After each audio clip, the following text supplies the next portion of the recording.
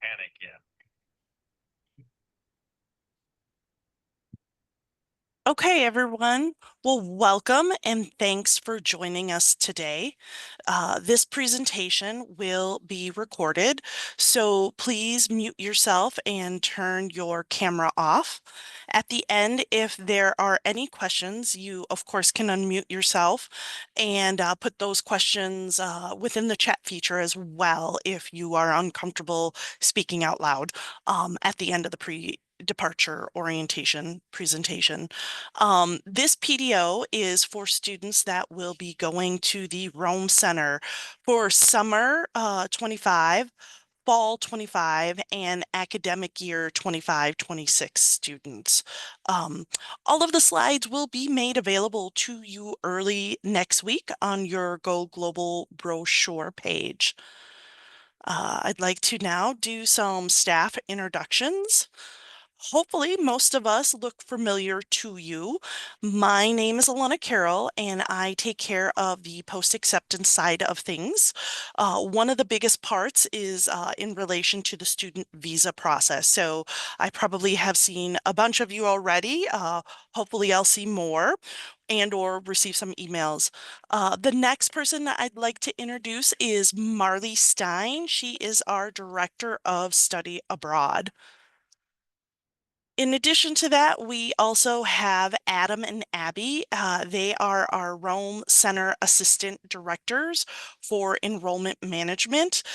They have most likely helped you through the initial side of things, such as learning about the Rome Center and the application process, and will continue to answer any questions along with me that you might have regarding your semester abroad at the Rome Center.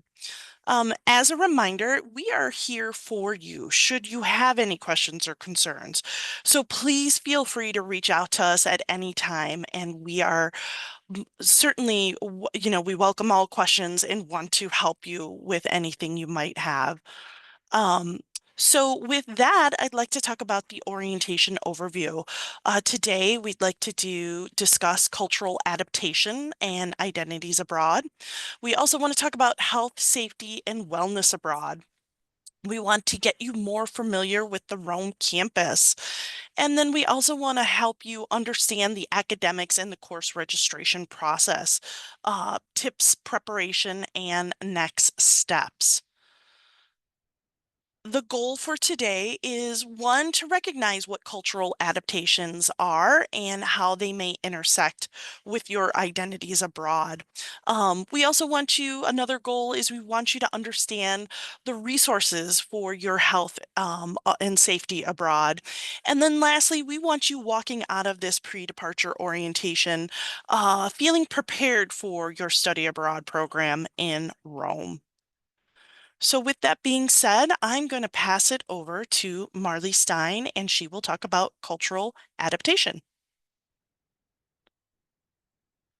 Everybody, can you hear me okay? Okay, Yep.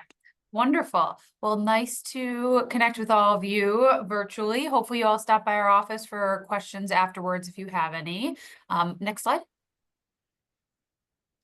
All right, so our overview or our focus of today will be to go over the definition of cultural adaptation and cultural misunderstanding, understand the multiple phases of cultural adaptation, the ups, the downs, and then discuss some tips for managing cultural adaptation and building intercultural competence. What is culture? Can anybody pop in the chat their definition of culture? It can be defined many different ways. There's both academic ways of defining it. There's both ones that are based on lived experiences. What would be some examples of culture? Is it customs? Is it food? Is it shared groups? What do you all see as culture?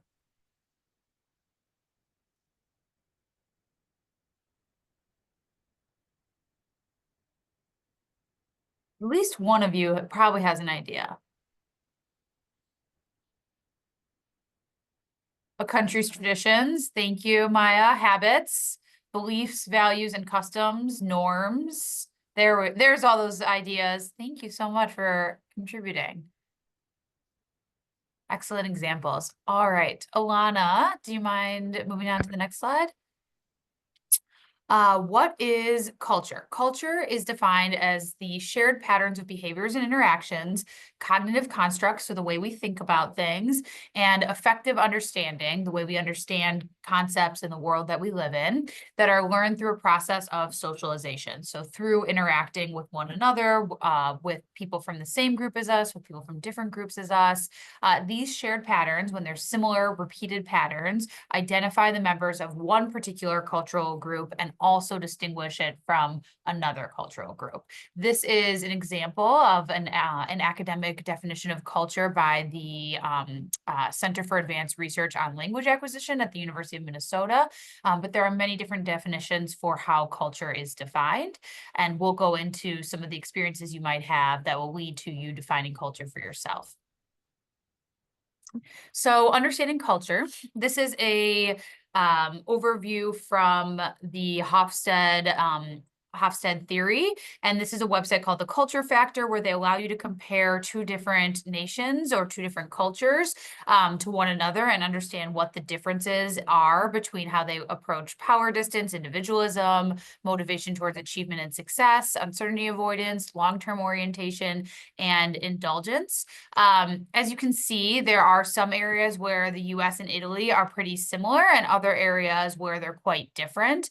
The yellow is Italy and the maroon is the United States. I also encourage any of you who might share a different identity than only the US to include that as well, to go onto this website and see how maybe your the nationality or the culture of one of your parents might intersect or be different or similar than some of these options here.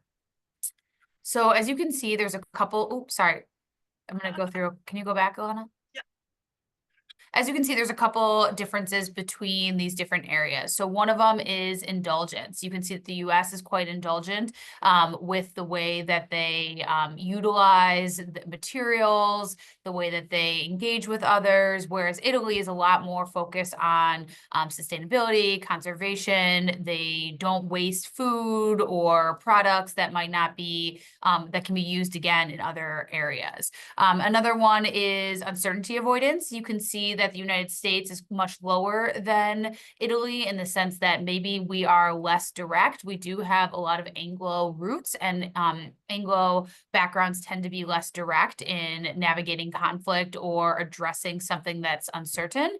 Whereas in Italy, if there is a challenge or they're uncertain about something, they will directly ask you. It's a much more direct culture than overall. The United States, I understand, is very nuanced, and there are a lot of different cultures. We're very heterogeneous.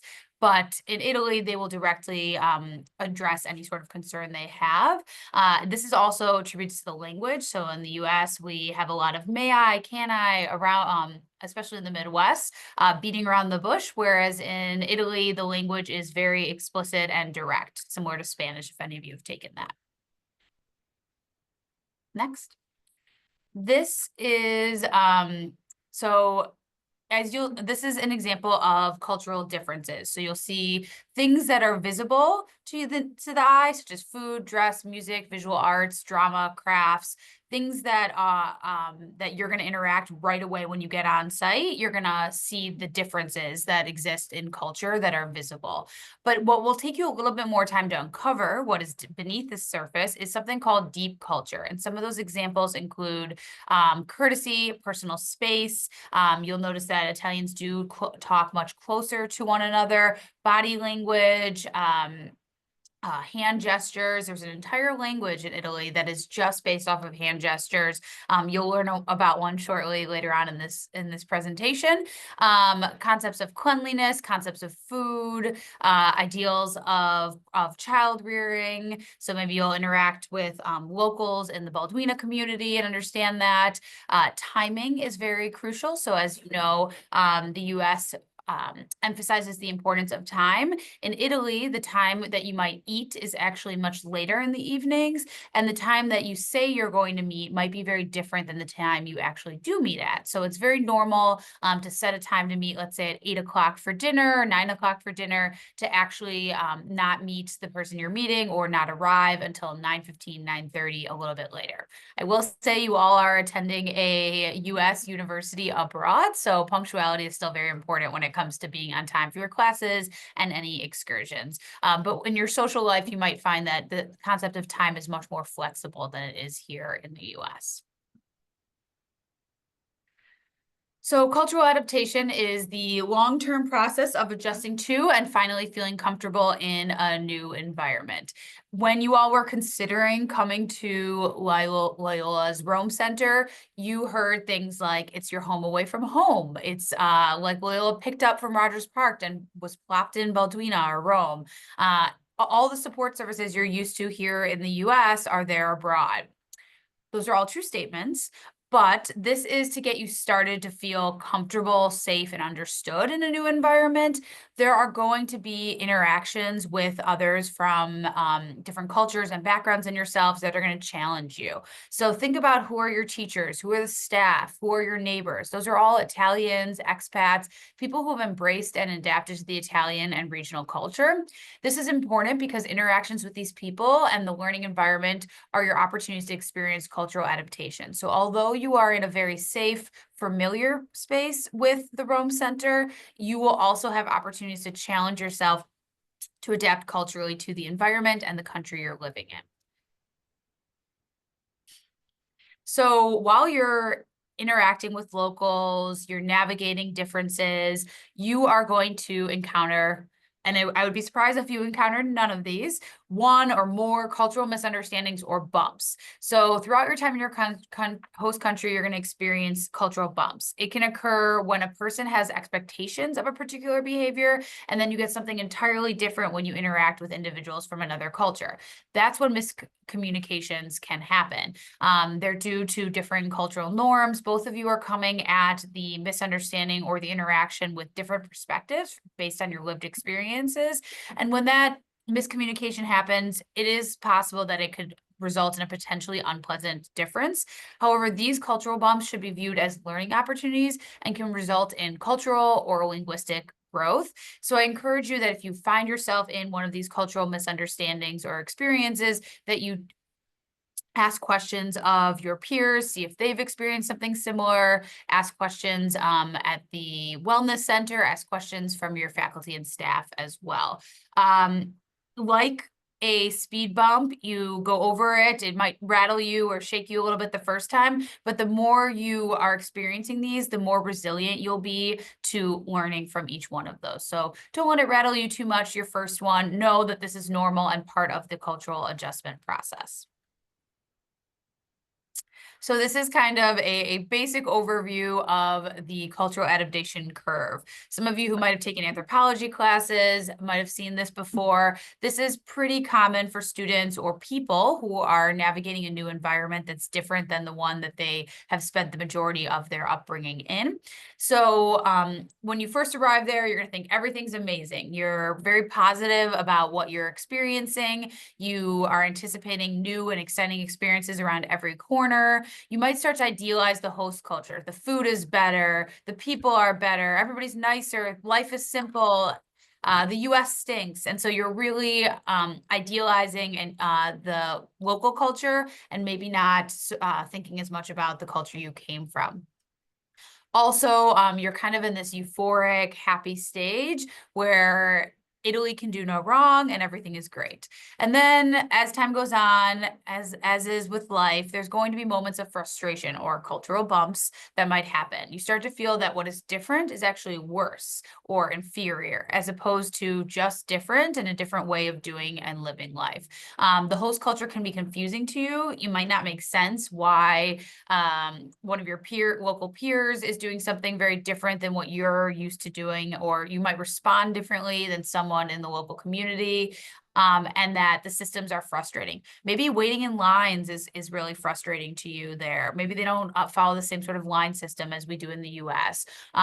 Maybe how not having to ask for the check in order to finish eating, as opposed to it just being brought there, can be frustrating. Maybe the sense of time can be really frustrating when you're a really punctual person and you don't have any control over the situation. These are all moments that can be frustrating, and you start to see the Italian culture as inferior.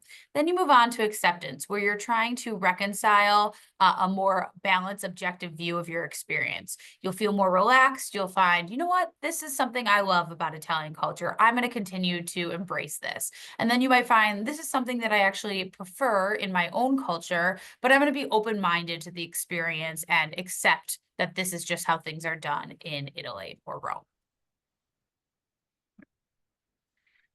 This is actually a much more true to life representation of the ups and downs of cultural adaptation. As you can see, it's not going to be down, up, down, and then you're done. There's more ups and downs within each period. So in the frustration, you might have some moments of acceptance and then go back down. Adaptation, it might not be an immediate adaptation. There's going to be some low points as well as you're adjusting. And every single person's timeline, or W curve as we call it, is going to look different. And that's because you all are different people. You all come from different backgrounds. So while it may be helpful to compare so that you have some validation and some connection, also know that everybody's experiences will be different. This is very similar to when you may have come to campus. All of your friends from high school may have gone to different universities or pursued different professional opportunities, and some of them might have enjoyed it, other ones might have not. So remember those feelings when someone called you up from high school and said, my roommate's amazing, the food in my dorm is great, my classes are super easy, I'm excelling. And maybe that wasn't your experience, and that's okay, because everybody's going to get to adaptation at a different pace and on a different timeline. All right. We don't have too much time to have the discussion here, but I just want to leave you with a couple of prompts to think through the differences between the US and Italy. So it's helpful to reflect on what you know about where you're going before you go out, go there, and also what you want to find out. However, in doing so, it's important to prepare your perceptions and expectations to be dramatically challenged. So while it's helpful to think about what do I want to learn about Italy, what do I already know about Italy, your perceptions and expectations are going to be radically challenged when you're there. Everyone is starting at a certain point. Maybe you have traveled before, maybe you've already taken Italian 101 and been exposed to some of the cultural differences, maybe you have Italian American heritage. Recognize that as you're thinking about what your expectations are for your study abroad experience. Just as you have perceptions of Italy, guess what? Everybody has perceptions of the US. This may be your first time you have ever been the minority or the other group connected with your nationality. So you may not know how people feel about the US. So it's important to think about how you feel about yourself as a US citizen or US resident. But what do other nations think about the US, and how are they different? So I'm going to take a moment and just have you put in the chat a few ideas of how the US might be viewed in Italy.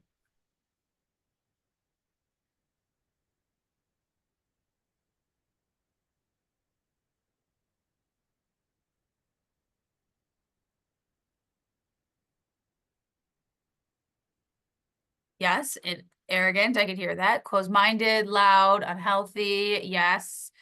Fake, someone said. Lazier, more emphasis on consumerism. Yes, there was definitely one of those comparisons, the difference between individualism and collectivism. Lazy, excellent. Yes, not all good things. There are good things, but yes, sometimes those are negative associations with the US. And it's important that you're prepared to be asked questions about about the US, especially related to socio-political climate. Those questions are going to come to you. And also there's going to be an expectation or an assumption that maybe you represent all of the US. And it's important to know that you do not represent all of the US, and share that with the people you're interacting with. Additionally, I really liked how someone mentioned the difference between individualism and collectivism, and what you might have seen on the previous slide for the comparison between Italy and the US is that Italy and the US Italy is much more collectivist than the US. Not significantly different as if you were to look at maybe an Asia location that is much more different, but you will find that in Italy, they're more about the common good, about their family, their community, where in the US, we are more looking out for the individual success and maybe our nuclear family. And then the second question I'd like you all to respond to is, what are you interested in learning about in Italy, or what is your expectation you have of the Italian culture going in, even before arriving?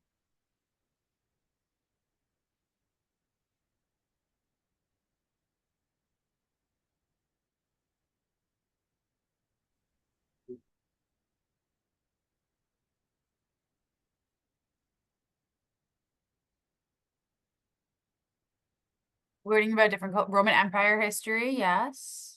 Different churches, history, the architecture, the food culture, trying new foods. Food. Yep. I mean, food is one of the great things that bring together communities and people from different backgrounds. Fashion, yes, is very different. Italians dress for the season, not the weather. Family, if you have family heritage there, art, yeah. So lots of things to look forward to that Italy is able to bring to all of you. Okay, next slide.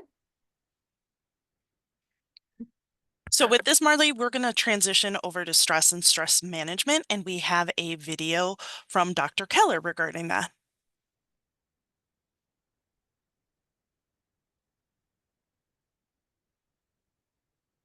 Can you hear me? I'm assuming. Yes. Okay. I'm Daniel Keller. I'm one of the psychologists here at Loyola University's Wellness Center on the Lakeshore campus, and I'm happy here to present to you today about stress involved in studying abroad and how to manage the stress and sort of what to look out for, so that you can kind of make it through your study abroad experience in as good shape as possible.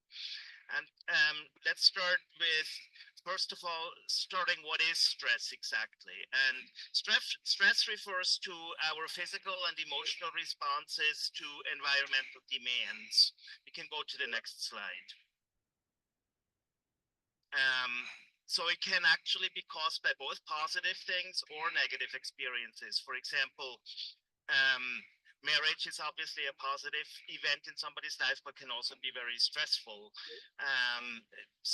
In the same way, divorce obviously is a negative event in somebody's life and can also be very stressful as a result of that. So it's good to know that even positive things can sometimes result in stress.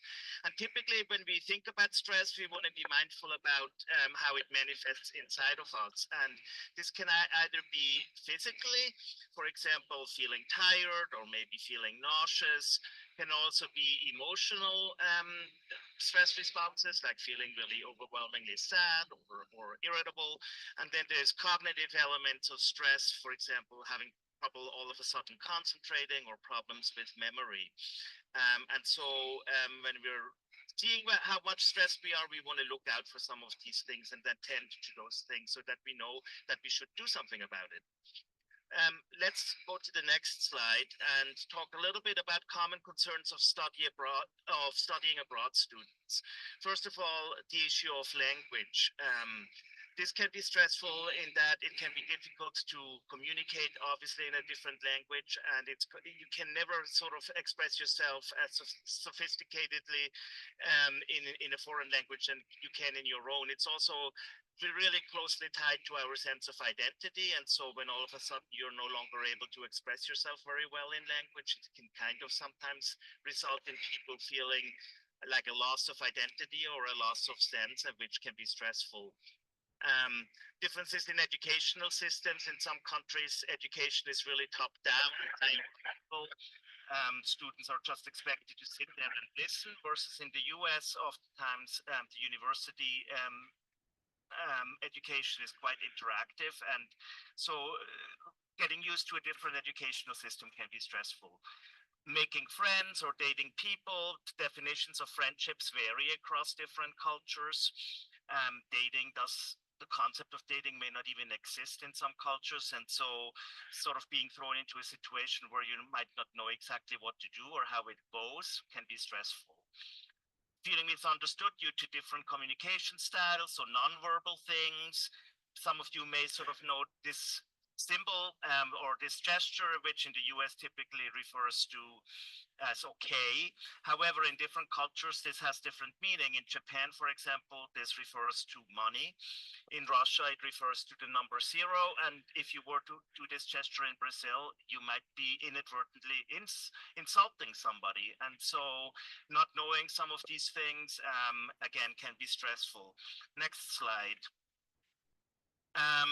Adjusting to different foods and eating customs. Some cultures, of course, you eat very, very late, which can throw people off, or there's maybe different standards or attitudes, for example, even about things like food allergies. In the US, we are pretty good about when you go into a restaurant labeling, for example, what might be gluten-free.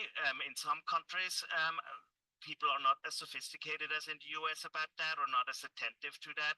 And so eating can become a stressful experience. Finding a culturally relevant faith community.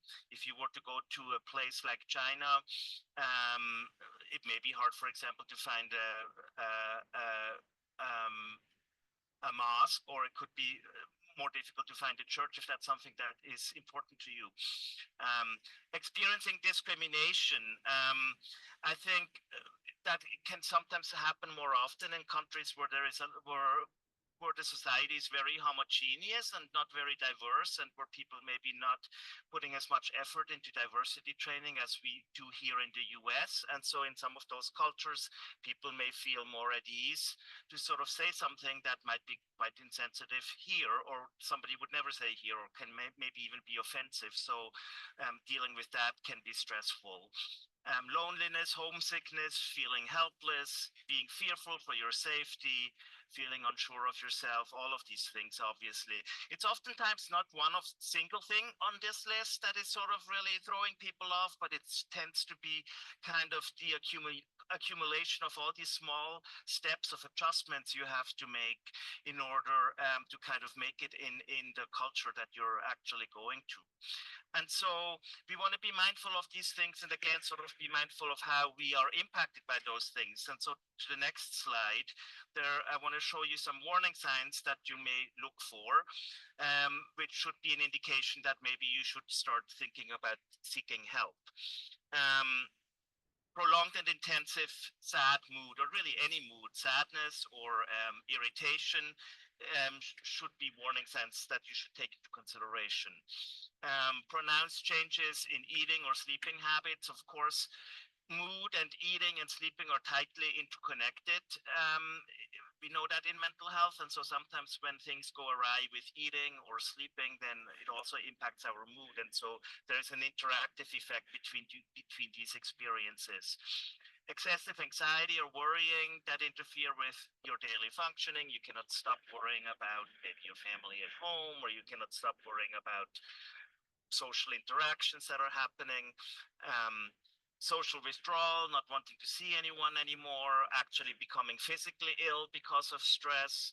And then, of course, more serious self-destructive or suicidal thoughts, or even potentially having thoughts about violent thoughts towards other people. Those are obviously clear signs that it's time to kind of start speaking with somebody and getting some support. And then alcohol and or drug can be, sometimes people can go to those substances to kind of manage stress, which doesn't usually bode well, and a lot of drugs and alcohol can make some of these mental health conditions or stress actually worse in the long term, so not useful. What can we do for stress management? Maybe we go to the next slide. First of all, it starts maybe even with what is your attitude towards stress. If you sort of approach stress with, oh, that's a terrible thing and it's awful and I can't believe I'm so stressed, you have a negative outlook towards stress versus actually stress can sometimes be useful. We all need some degree of stress in order to even learn something. Stress can make us more alert in some ways also. So even changing your idea about that stress is an awful thing.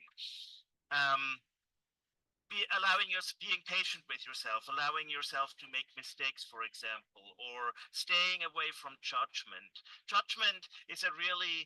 Self-judgment is a really unhelpful thing. And when it's already hard to adjust somewhere, on top of that, then get on your case about things is not helpful. Oftentimes people start fighting with themselves, which that's something kind of to pay attention to and avoid doing. And by fighting with yourself, I mean, you might feel down for a couple of days and you might be caught up in your mind. I wish I wasn't feeling so sad. This is wrong to feel this way. I wish I was feeling that. All of that is kind of fighting with your emotions. And the more that we fight with your emotion, it tends to actually prolong them and they stick around longer and basically then turn from an emotion to more into a mood state. So when you're more accepting of an emotional state that you are in and non-judgmental towards it, it tends to actually go away much more quickly than if you get on your case about it. Trying to see the adventure of study abroad and taking risks in small steps obviously is good. Making friends not only with students in your program, but actually with local students and with people in the culture where you're going. Maintaining your own cultural heritage that can be especially useful when you're feeling homesick. So maybe bringing something that's culturally relevant to you and have that with you so that you can share it with people there, but also being open to kind of taking in culture from where you're going. Being able to kind of laugh and cry about things. Next slide. Obviously participating in being aware and knowledgeable of what the campus organizations might be that might be enjoyable for you and learn about the campus culture. Keeping a good balance of work and fun and maintain healthy daily behaviors. When we're kind of thrown off by differences and by uncertainty, maintaining routines or developing routines can be the quickest way to actually kind of find a way of normalizing living in a different place. So if you're, for example, used to maybe on a Thursday evening, you watch a certain TV show with your friends, maybe introducing that habit or keeping that habit while you're studying abroad can be helpful. Keeping up too much with social media of your friends can sometimes be problematic. It can interfere with you actually adjusting to the culture, but it can also make you end up sort of feeling like you can develop a fear of missing out and you feel like you need to keep up and maybe you go on all these extra trips on the weekends to different countries as opposed to maybe the weekend might be a good time for you to actually relax, take a weekend to yourself where you can actually refresh your mind and your mental health. Dealing with stress as it arises, don't let it accumulate. Exercise. Most of you probably know that exercising comes along with endorphins, which make us happy, and so that's obviously helpful. And I want to talk a little bit about the Wellness Center and how the Wellness Center might be helpful for study abroad. So if you want to go to the next slide. So the Wellness Center can come in various ways to you and can facilitate things for you. Some people choose to come to the Wellness Center actually before they go to the study abroad program, maybe because they already know they have a tendency to be anxious, and you might have a few sessions here at the Wellness Center to kind of prepare you and to develop some better coping skills with anxiety. So that could be useful before you even leave. Can also be useful when you come back, which can sometimes, as you've discussed, can be an adjustment problem. Getting used to being back in the US after having been abroad for a while. And if you're finding yourself struggling to readjust here to the US, that may be a time in your life you may consider seeking out help from the Wellness Center. We can also be helpful with things like if you're already a patient here, and for example, you might be on some medications for depression or anxiety. Very various countries have very different rules about what you can bring into the country, especially if it's in large quantities. So you might need require a letter from a provider, a psychiatric provider. That could be something that the wellness center could help with. If we can't provide you with a letter ourselves, then we can sort of help you get connected with places in Chicago that might be able to do that for you. Also, just being aware of the impact of even travel on mental health is good to be knowledgeable about that. For example, sometimes even jet lag and traveling through various time zones can actually sometimes make certain mental health conditions worse. And so kind of being aware of that and making sure that you're trying to regulate things such as sleep and appetite as soon as you arrive can be helpful to kind of help you prevent certain mental health conditions from getting worse as you're crossing a number of time zones. So those are just a few ideas. I think that's about it. I hope you...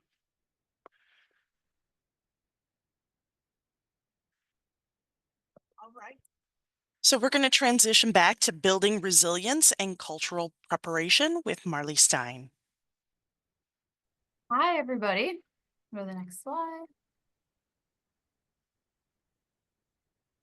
All right, so Dr. Keller shared a bit more about the potential stressors that might cause feelings of anxiety, feelings of sadness, and the ups and downs that you might experience while abroad, more from a mental health or physical health perspective.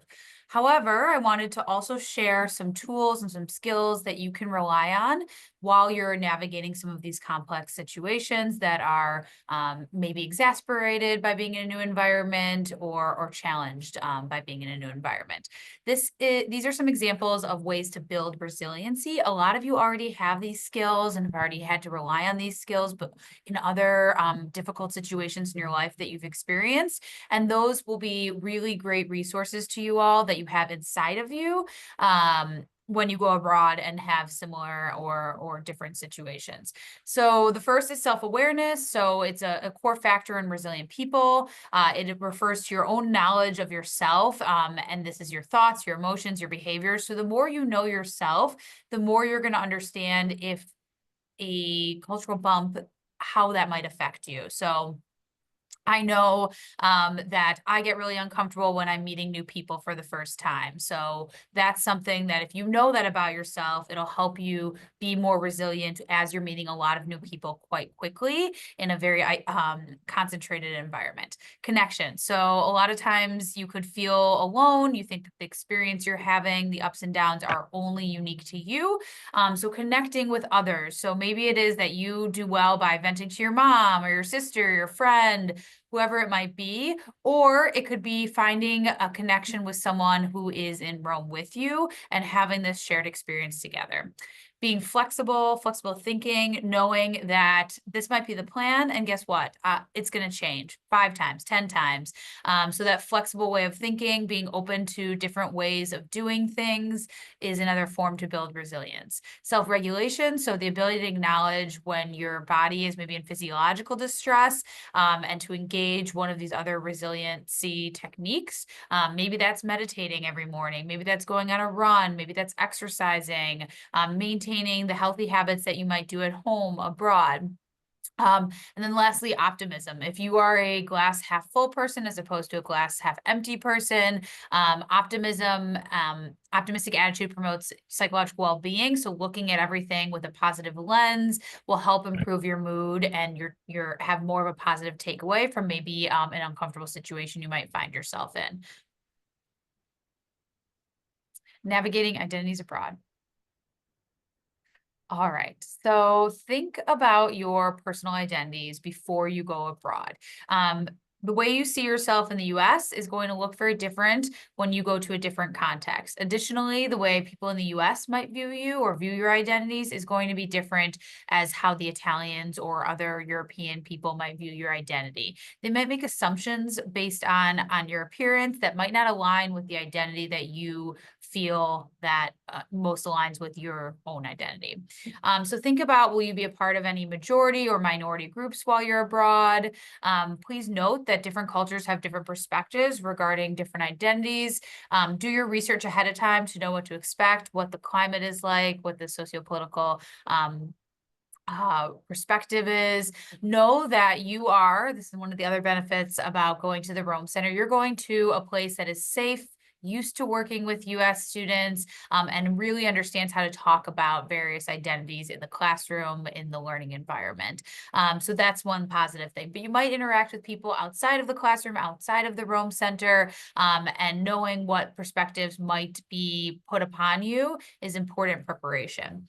Another way to feel supported if your particular identity might not be represented in the Rome Center fall 2025, summer 2025, or academic year 2025 class is to research local community groups. The on-site Rome staff have been living in Rome and Baldwina for quite some time, so they also have recommendations that they can give you for different community groups.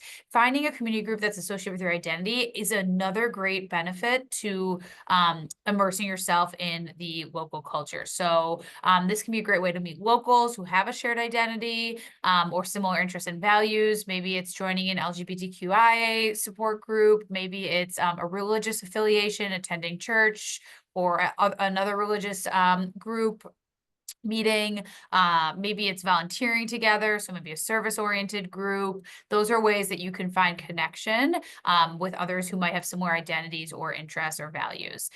If you do encounter microaggression, racism, or harassment while abroad, inform your on-site program staff in the Study Abroad office so we can support you in reporting that as well. And if you have any other questions or concerns before you go abroad about potentially experiencing any of these microaggressions, please let your study abroad advisor know that as well before you depart.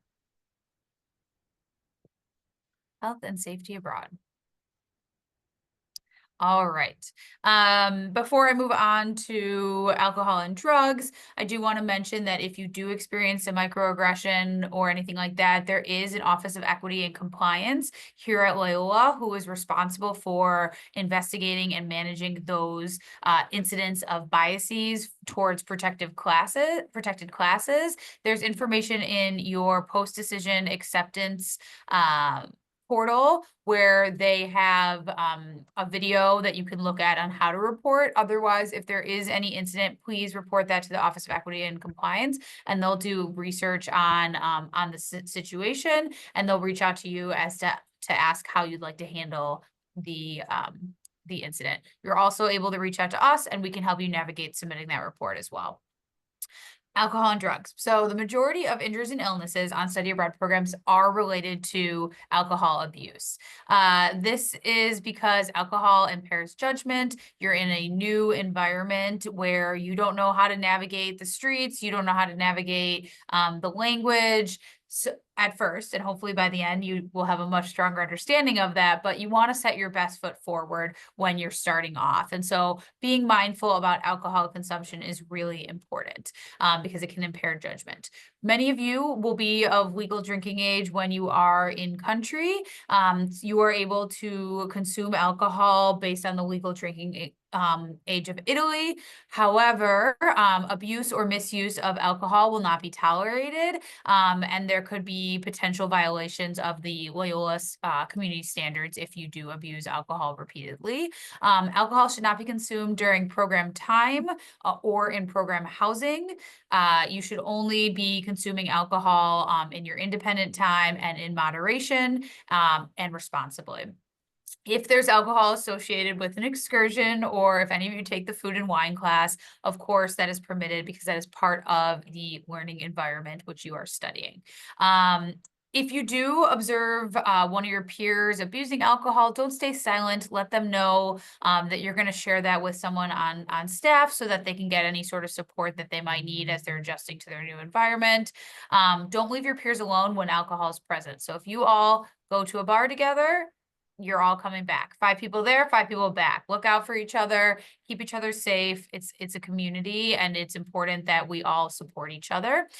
Drug possession and use is grounds for immediate expulsion. It's a very severe violation of the Loyola community standards, but then also potentially the ability for you to stay on site. If you abuse or misuse, and local laws apply. So if you are consuming a drug that is illegal in Italy, there's very little we can do if the local authorities are involved or detain you. So you are subject to the local laws. So I highly recommend that you follow the local laws as it relates to drug possession and use, and you know the implications if you were to consume it while abroad. So before you go, make sure you discuss important health accommodations that you will and how you will manage those abroad with your physician. When you go meet with your physician, this isn't a requirement, but this is highly, highly encouraged. Discuss any medical conditions you might have, including mental health, and how you will manage those abroad. The wellness center, you can reach out to them and have a physical, and then they can direct you to a different physician if you need additional assistance, but they're prepared to talk through some of these concerns you might have related to any physical or mental health needs. Discuss prescriptions while you're at that appointment and ensure you have enough to sustain you for the full duration. It can be difficult for some medications to be obtained in country. So therefore, the path of least resistance, the least headaches, is to bring as much as you would need for the full duration of your program with you abroad. So that sometimes that takes visiting a physician, getting an extension on your prescription. Some medicines are very difficult and not readily available in country. So if you are you think you might be taking one of those medications, make sure you consult the CDC website for a list of what those medications are. If there are any immunizations you need to travel to Italy, make sure you talk to your doctor about that as well. Some medications will require you to travel with the doctor's prescription or a letter from a physician. I just say, so you don't have to know which ones you do and you don't, just make sure you bring any of your medicine or prescriptions in the original bottle, and that'll have the prescription on the outside. Yeah, that's all you got to know about preparing for travel. Just make sure you make a plan before you go about how you'll maintain care abroad. If you do need to get a prescription abroad, your CISI insurance can help support and facilitate that. You'll probably have to pay out of pocket and then submit for reimbursement, but that is a possibility. And if you already know something you're going to have to get in country, start talking to us now so we can help work with you and CISI to get that available to you in country. This is a list of travel and immunization clinics. So yes, these are great because they have a lot of the immunizations you might need for travel. There aren't too many you need for Italy. So these are options if you want to just see a physician to talk about your mental and physical health needs abroad. All right, so do your research. Just as you want to be prepared, you also want to do your research. Review the pre-departure materials. So I mentioned that there's one related to the Office of Equity and Compliance. There's other pre-departure materials that you should review. Stay updated on health conditions in Italy. Those conditions are changing. They're going to have announcements. This is the best place to look for that would be the CDC or the World Health Organization. Yes, there might be some still COVID-19 lingering guidance, but there's also guidance about other illnesses as well. Learn about which medications are restricted or illegal, again, on the CDC website. For Italy, they have a country profile. And then research the socio-political climate and other safety matters. This is the U.S. Department of State, travel.state.gov. The travel advisors associated with that website, they'll tell you about safety precautions and regions that you should be mindful of. Exit and entry requirements. Alana is going to go into really big details on the visa, but making sure you know personally, it's your responsibility to research what the exit and entry requirements are related to the visas that you might have, or related to how long you're able to stay in country as a tourist. Country-specific health and safety information as well you'll want to look at. So safety abroad, these are, I don't know, maybe 10 tips I recommend that you just keep in the back of your head to stay safe abroad. Always lock your doors and windows. You are on a very, very safe campus, so this is less of a concern for that, but just keeping your space private and closed is going to be beneficial to keeping you safe. The campus has 24/7 security and there's a gate, so you are very safe. When you are traveling around Rome or around other European cities or nearby countries, do not carry large amounts of cash. Petty theft and pickpocketing are two of the most common, besides alcohol, incidents that we see reported abroad. So be careful with your phone and other high value items. I know that in the US, we have our phones glued to our hands 24/7. We're on the L. It's perfectly safe to have your phone out, but in Italy and other countries, it is a very high value item. It's not as ubiquitous as it is here in the US.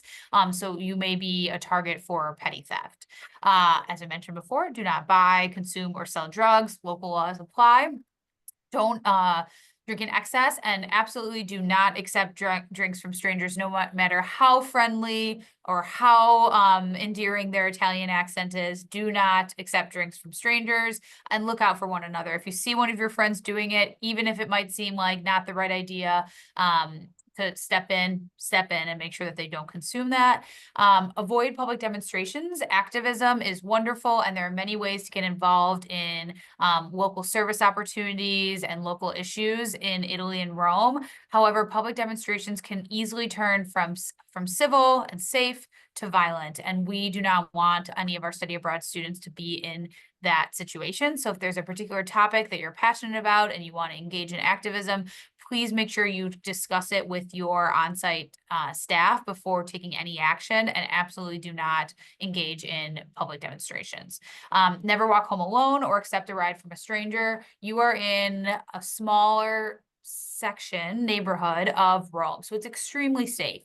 Within probably 1 to 2 weeks, you're going to feel at home in Rome, as we've told you would. That doesn't mean that you should start walking alone. There is risk always when you're alone, and if you're with one person or two people, you'll be a lot safer.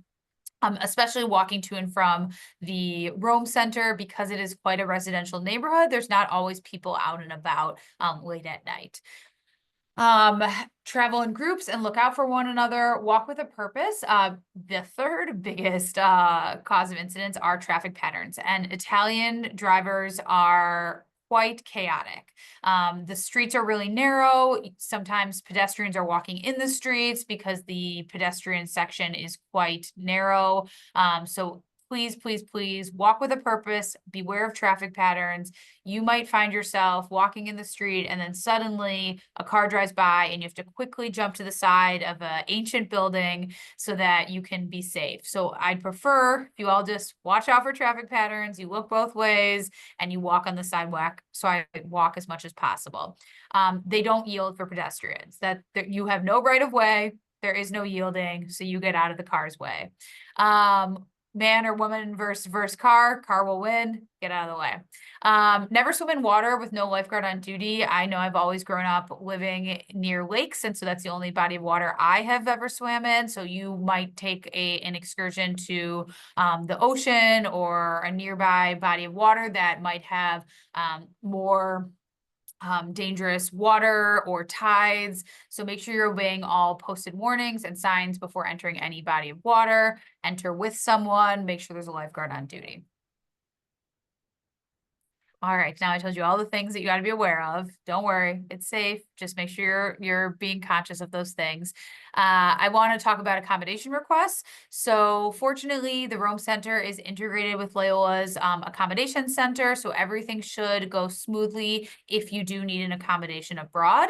So it's your responsibility to contact the SAC and complete their accommodation request form. There's a reminder, a prompt in our Go Global system for you to register your accommodations, but ultimately only if they're registered with the accommodation center will they be able to be carried out. So what will happen is you'll register your accommodations with the accommodation center, you'll meet with a specialist or a case manager, and then they'll issue a letter based on your needs, and that letter is shared with the Rome Center directly if it's for one of your courses or all of your courses, and then also with the Rome Center directly if it's for a housing accommodation.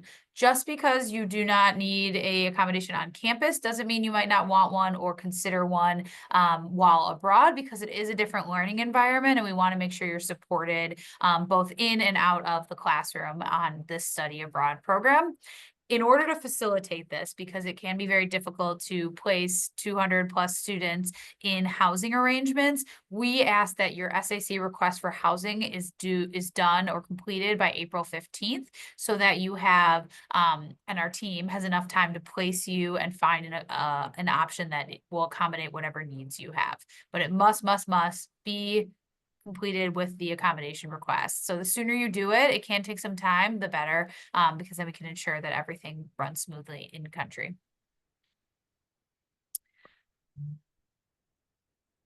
Okay, sorry. The on-site mental health resources. So there is a wellness center in Rome, just like there is here. And at that wellness center, we have Dr. Shala Ahmadi. She is the assistant director of counseling, and she's a psychologist and psychotherapist. And then Dr. Eugenio Pagliarulo, who's a psychologist and psychotherapist. There's also a psychiatrist that they have on site as well if you need anything related to medications or additional support, mental health support. If you would like an appointment, there is a wellness center email, JFRC Wellness Center Counseling at luc.edu. You can attach your class schedule. If you are nervous about going into this new environment with different counseling services available, you can reach out to them now and begin talking with them. The on-campus counseling is free of charge. Psychiatric visits are paid for via our CISI insurance. You might have to pay out of pocket and then get reimbursed as well. These are the emergency resources and procedures. So these are the numbers you should all have in your phone.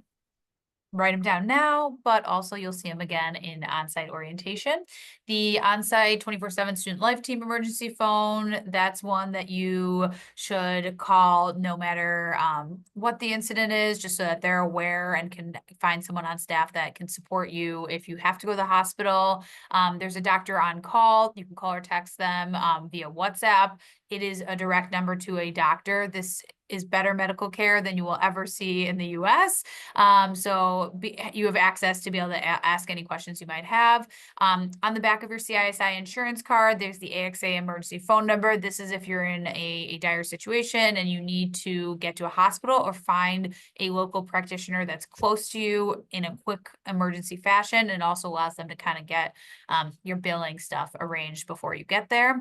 There's the 24/7 JFRC reception desk. So that means if you call the regular number and it's after hours, it'll go to the reception desk and then it'll route you to the student life team.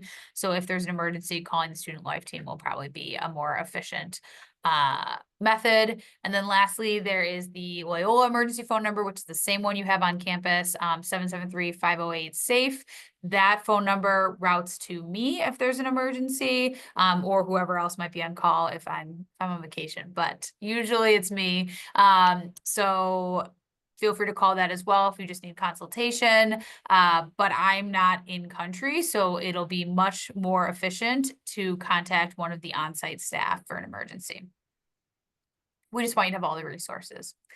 All right, step by step. So if it's a minor illness or injury, you should see the on-campus nurse.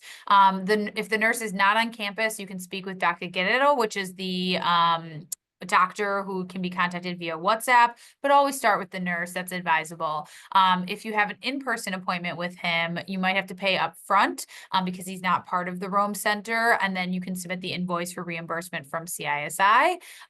If there's more specialized care that's needed, you can locate a provider via the CISI application and website, which Alana will explain a bit more about momentarily. There are both preferred and non-preferred providers, which essentially just means direct billing, so you don't have to pay anything out of pocket, or out-of-pocket billing, and then you get reimbursed. I'll let Alana continue on. If it's a major illness or injury, don't hesitate, get help without delay. Your resources are calling AXA and getting the closest hospital care that you might need, or during on-site orientation, the Rome Center is going to tell you which hospital is the closest to the Rome Center. If you're there, just get to that hospital as quick as possible. Contact the student life team while you're on your way to the hospital, or have a friend or someone who's with you contact them so that they can support you in making an informed decision. And that number also works closely with Dr. Guerrero as well. And then there's the AXA number as well. That's available 24/7. Awesome. Thank you, Marley. All right. So we understand that you may feel a bit overwhelmed at how many different apps and registrations you need to manage prior to your departure. However, we just want you to know that each one of them are designed with your safety and convenience in mind. So we appreciate your patience as we walk and talk you through all of these apps. And again, if you have any questions or need some troubleshooting with them, by all means, please reach out to our office or myself and we can assist you. So these apps and registrations are, of course, listed in your Go Global requirements, and they have instructions and steps on how to load them and download them and do the registration. The first one that I want to talk to you about is an app called Alert Traveler. This is a risk management tool. So this is an app that you'll download onto your phone. The second one we'll go through is Step Registration. It's a U.S. government service for travel updates. The third one is the MFA and Microsoft Authenticator. This provides access to Loyola's software systems. So we want to make sure that you have this set up properly so that when you go over to Rome, it is a smooth transition into accessing Loyola's software system. And then lastly is a Telegram Messenger app. This is used by our Rome staff for communication with the students. So we'll talk a little more in depth regarding all of these. So the first one I want to talk about is Alert Traveler. And these are some common questions that I receive from students. What is Alert Traveler? As I mentioned earlier, it's a risk management app. And we have a link here on the slide to the user guide, which is very helpful and very detailed. So at some point, I would encourage you when we do distribute or post these slides on the Go Global brochure page to just kind of go back here and click on that Alert Traveler user guide. It'll help you become more familiar with the app and how to navigate that. Another question that I get from a lot of students is who has access to Alert Traveler app? All students that are studying abroad have access to this app, and so we have that again listed in your Go Global application. So make sure that you download the app on your device that you'll be using and that you understand how to navigate that app. Another question that I get is how does Alert Traveler know what alerts to send me? That is based on your study abroad itinerary. It's also based on your last known GPS location or the countries that you subscribe to on that app. So based off of that information, it knows what alerts to send you. When can I download the Alert Traveler app? Now. There are download and activating steps within your Go Global application. So make sure you're reviewing that and doing that as soon as possible. Just as a reminder, Alert Traveler can provide real-time safety alerts. It also gives you quick access to emergency services, U.S. embassies, or consulates. It also has a lovely feature. It's an instant check-in feature to report your well-being during any incidents, or if we are aware of something going on in your vicinity, we'll also send out a push notification. So again, those alerts are adjusted based on your travel plans. So they're tied to your itinerary record. But if you decide to travel outside of Italy on a weekend, please go into that app and subscribe to the location that you're going to so that you can get those alerts and safety features. So some of you have already downloaded the Alert Traveler app, which is fantastic. I can see that in your applications, and some of you have not. So as I mentioned, and encourage you to do that sooner versus later. These are just some QR codes to kind of guide you through those steps. And of course, you'll access this when you receive the slides on the brochure page. But you'll want to install your Alert Traveler app based on your phone type. So if you're an iOS phone, you'll go to this QR code. If you are an Android device, you'll use this QR code.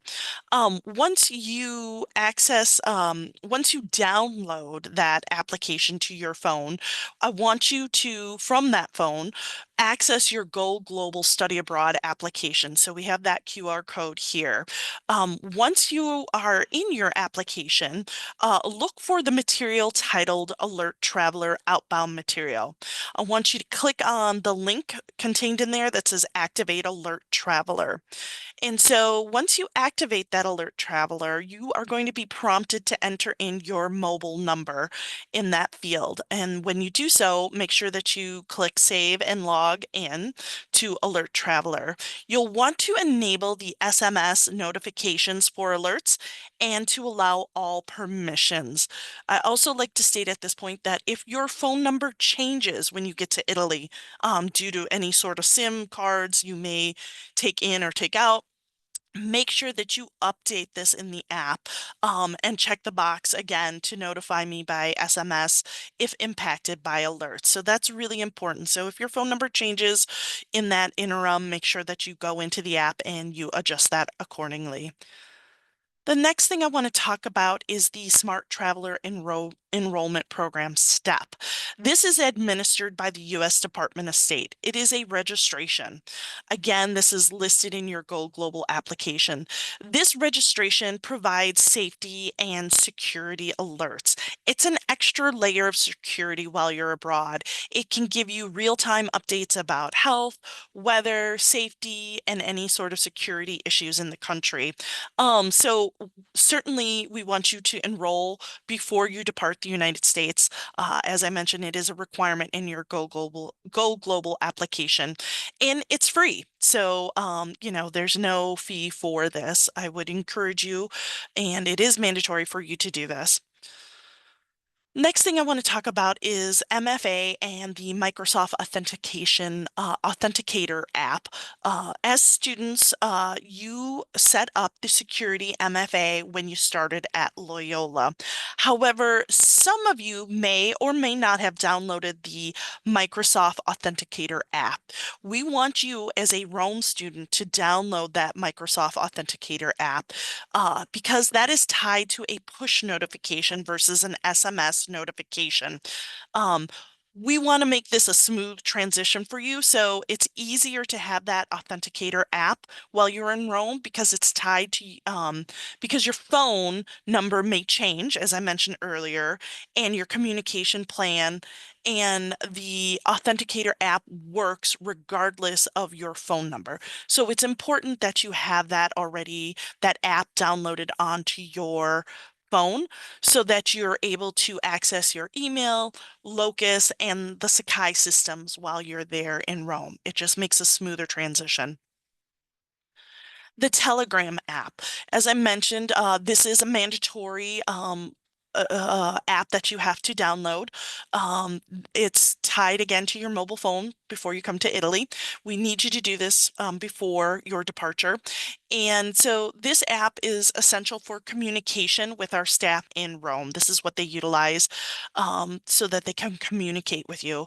So again, make sure you download that before you depart. Make sure that you use your full name, your first and last name. Do not use nicknames because they need to know when they're in real time communicating that it's getting to the appropriate person. So make sure that you do that. The next thing I want to talk about is ETA, the Electronic Travel Authorization. This is a registration that gives you permission to travel to or through the UK. This is important because many of you will, at some point, I'm assuming, during your time in Italy, make some weekend travel plans. You may go up to the UK, you may go over your fall break or any other breaks. So This is a requirement. It's a registration for the United Kingdom. So you don't need an ETA if you're just passing through the UK airport without going through border control. So if you're departing the US, you have a layover in the UK and you're moving on to Italy, as long as you're not crossing through that border control, you do not have to register for an ETA. I always tell students to kind of check with your airline just to be sure, because this is a new requirement. And then just to let you know that this ETA application is available now. So again, if you are going to travel on a weekend or during your breaks and you're going to go into the UK, you will have to do this registration, and it's available now. So we have the link to the ETA application within your Go Global brochure. That application itself takes about maybe 3 days to receive a response, and it's valid for 2 years from the date of issue. And participants that are traveling through the UK should apply, as I mentioned, to ETA as soon as possible. It's very simple. I just did it last week, and I have it on my phone, and I'm ready to go. The application fee is about £10, so it's about $13. And as I mentioned, it's good for 2 years. So it's great to have that, even if you're not sure, but there's always a potential you may travel with friends. Once you get there to go up to the UK, I would encourage you to do so. Next, let's talk about CISI insurance. All study abroad students will have CISI international health insurance coverage for the period of time in which you are studying abroad. For some of you, this may be your first time managing health insurance on your own without the help of your parents or guardians. So we are here to help explain the resources available to you, and hopefully make that a little smoother transition for you as well. So we're going to talk about the cost, the enrollment, and the contact information. Let's talk about the cost. This mandatory fee is billed to your locus account. And so the billing and due dates follow the Bursar's website by terms. The insurance cost for a semester is $300, and for a summer, it's $200. So be aware when you see that pop up on your locus account. Enrollment. These are important things I want you to know before you depart. Enrollment timing. You will be enrolled in CISI about 1 month prior to your departure. You'll receive an email directly from CISI. It won't come from our office or myself. It'll come from CISI. Sometimes these can get rerouted to a spam or junk folder. So, like I said, 1 month prior to your departure, start looking for that if you haven't seen it come across. And if that's the case and you have not seen it, please reach out to me. I'm happy to have it resent to you or send you the materials. Once you receive that email from CISI, make sure to set up this my CISI login for the portal. So it'll give you instructions not only on the app itself, like downloading it, but it also gives you instructions to set up a login for their portal, which is what you would use on a computer. We also encourage you, please review the insurance policy. Familiarize yourself with the policy so that you understand the coverage and understand that the payments and reimbursements. As Marley mentioned earlier, some of the providers may be preferred, in which CISI will pay them directly, and some may be non-preferred, in which you will have to pay out of pocket and then you'll be reimbursed. So I want you to look at in that initial welcome package email that you'll receive. It'll also have a claim form. And so I want you to just kind of peruse that and make sure you know in advance how to fill that out, because you most likely will be using that. And then with the CISI insurance, health and safety concerns. As Marley mentioned, also before your departure, share any health or safety concerns with a study abroad advisor or our program director. We can help assist you in understanding the resources available to you through CISI. This is especially important if you have any ongoing medical coverage. We want to make sure, again, that's a smooth transition and that you're understanding or putting you in contact with the appropriate appropriate person at CISI so that you can get those answers taken care of. The next slide is a visual aid. I always think it's nice to see what that CISI card and contact information looks like.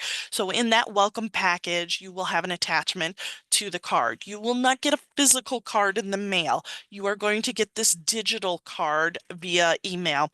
And so some students like to print it out. Some will have it on their app after they download it, and others will utilize the portal as I mentioned. So this card is great because it'll have your name, it'll have your dates of coverage. In addition to that, on the back side of the card, it has that AXA Assist team. So you have that phone number available to you. They are available 24/7, 365 days of the year. So be mindful that's a great point of reference when you're in an emergency situation and you need to get assistance. That AXA Assist is there for you. So as I mentioned, the CISI mobile app is linked to your Rome itinerary, but you can add and edit that, especially with any of those travel plans on the go, like for the weekends. This is useful, like I said, for those weekend trips or any of those breaks. The app itself is designed to offer you that instant access to all the different features that are available to you. So as I mentioned earlier, you have an ID card display. You can just pull it up on your phone. You can also search for medical providers. You can even specify if that medical provider, you want them to speak English. These are all helpful tools, as I mentioned. You also have access to the various travel insurance documents, as I mentioned earlier, the claim form. This is all accessible on that app. You can get information about the destinations that you're going to. So again, if you're doing any weekend travel or travel on your breaks and you're going outside of Italy, you want to plug in that location and it will provide you with information about that location or that region. It'll also provide you links to overseas embassies and websites. It'll give you alerts and warnings, which again, when you're traveling outside of Italy, that's important to designate that region or location so that you can get those alerts. And then personal security assistance through that AXA number. So also, if you plan to travel beyond the end date of your program, you can go onto the CISI Traveler app and extend your coverage. However, please note that this will be at your expense because this is tied again to your itinerary record, so your start and end date. So if you're going to travel beyond that and you want to continue with that insurance, make sure to go on the app, extend it, and be aware that you will be paying for that additional time that you will need it. Um, Also, just as I mentioned, I like to tell students that you have the CISI Traveler app, but also the Rome Center currently has a weekend travel log that you must fill out. So they'll discuss that a little bit in depth or details during your on-site orientation. So this app is great for helping you navigate with other countries, but in addition to the app, you'll also have to do a weekend travel log at the Rome Center. So this is what the CISI portal looks like. I like to kind of, again, give a visual. So make sure you set up your login credentials for that portal. As I mentioned, some students, the app is great when you're walking around and you need to display your card if you're going somewhere. But if you're wanting to do a claim form, it might be easier to go in through the portal versus having to work with it on your phone. So make sure again, set up that login information and you have access to both of those. And this is very similar to the app in that it provides access to that 24/7 medical personnel, the travel and security support as well. So moving on to student visa and arrivals. Student visas are issued for the duration of the program only. At this point, U.S. students should have registered an account on the pre-NOTA system and have scheduled an in-person student visa appointment as well. This is a time-sensitive process and may require some travel to an Italian consulate. You can access the visa workshop recordings and slides within your Go Global portal or the Rome Center brochure. These are helpful guides for you. So if you're having problems and you have not set up a pre-NOTA account with a consulate, or you are having troubles with setting up an appointment or scheduling, reach out to me. It's through the Italian government, so they have available what they have available, but I want to make sure that you're getting to all the steps that you need to in order to set up those appointments. So again, set up an appointment with me via Navigate.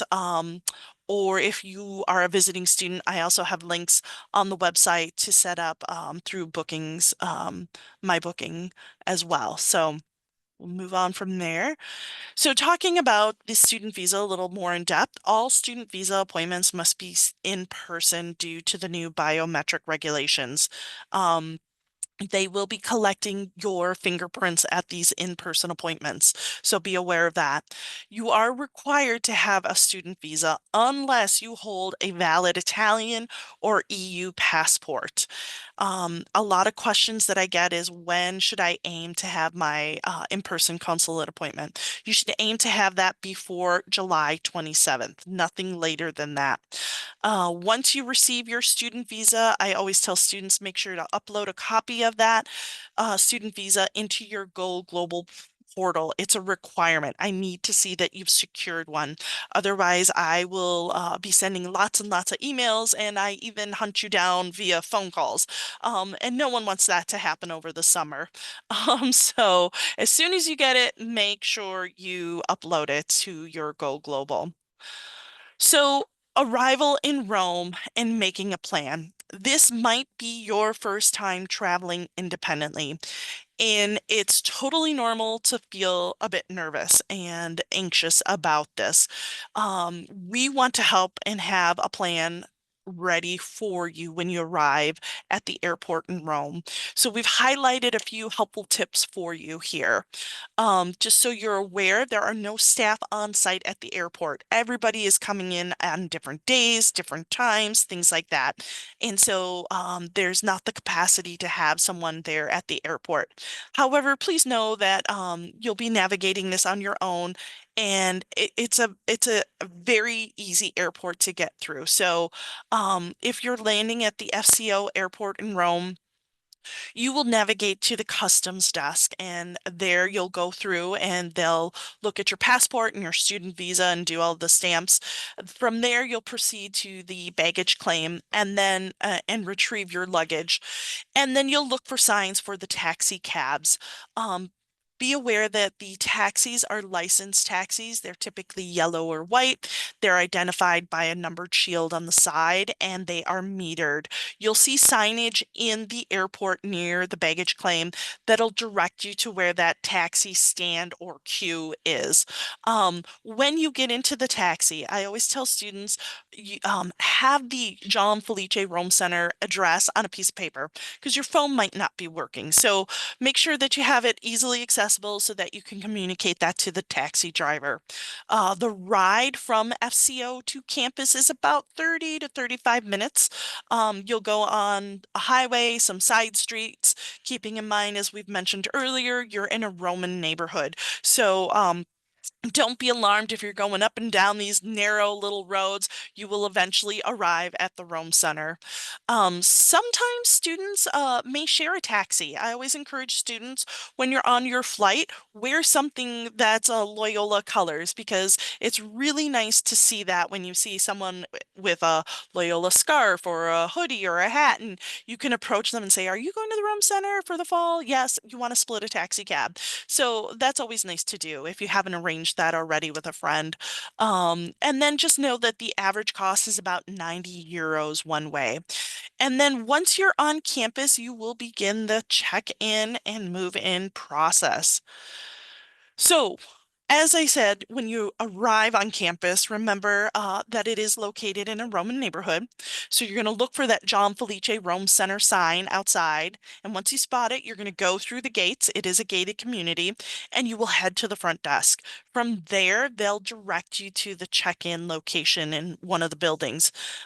You'll receive your room keys and other important information, and you'll start the unpacking process. And then later in the afternoon on the arrival day, there will be like a floor meeting or a group dinner. And then the next few days will be orientation meetings, academic presentations, an orientation trip, and workshops, which are all mandatory. And I am now going to pass it over to Adam Schilling and Abby Linneman to talk about campus and student life.